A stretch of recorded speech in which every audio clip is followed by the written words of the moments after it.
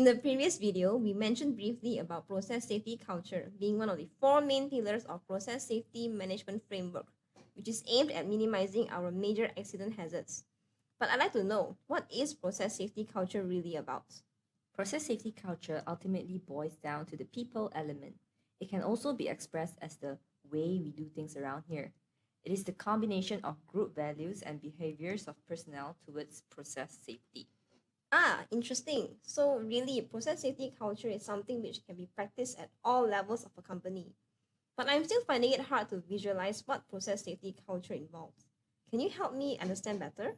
An easier way to visualize process safety culture is to break it down into its five main elements: leadership and commitment, compliance with legislation and industry standard, employee selection, placement, competency and health assurance, workforce involvement, and communication with stakeholders. These five elements work together to prevent unwanted accidents from happening. Ah, thank you. That's a lot easier to understand now. I'm curious about the first element you mentioned, which is leadership and commitment. What does that actually involve? Leadership is all about the commitment from higher management. Basically, leadership is all about setting the right direction towards the ultimate goal of minimizing process safety incident. This is very much like the captain setting the course of a ship. I see. No wonder this is the first element of safety culture. Without strong leadership, there is no clear direction on process safety. But what is the actual role of leaders? Is it just bosses dictating to employees what to do and what not to do? A leader's role is actually much more than that. Good leaders do not just dictate or just to pass down instructions only. Leaders act as guides by setting good examples and also define their expectations so that everyone in the organization is clear about their roles and responsibilities. But leaders also need openness to receive feedbacks from their employees so that they understand the actual situation within the workplace. That is quite a challenging role. Are there any specific areas where management and leadership are critical?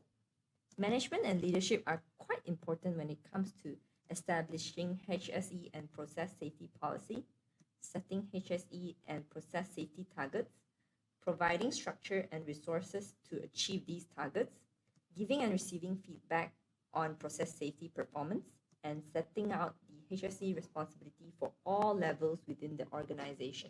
Wow, that sounds like quite a big responsibility is placed on the leader's shoulder. Yes, it is, which is why a good leader is very important in an organization. I wonder if I would be a good leader in the future. What are some of the good behaviors or traits associated with being a good leader?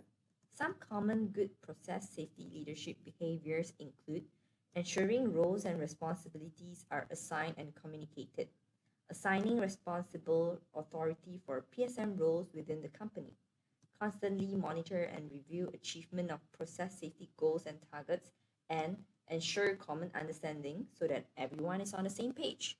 Ah, yes, and earlier you also mentioned giving and receiving feedback. So leaders probably also need to have an openness to transparent dialogue with the rest of the team. After all, since safety culture is focused on people, communication has to be so important. Right. Good communication starts from the leader. This also ensures an effective management system is in place. Thanks. I now understand so much better on the elements of leadership and commitment as part of the overall PSM framework. In our next video, we will be exploring the second PSM element within the safety culture pillar, which is legislation and standards.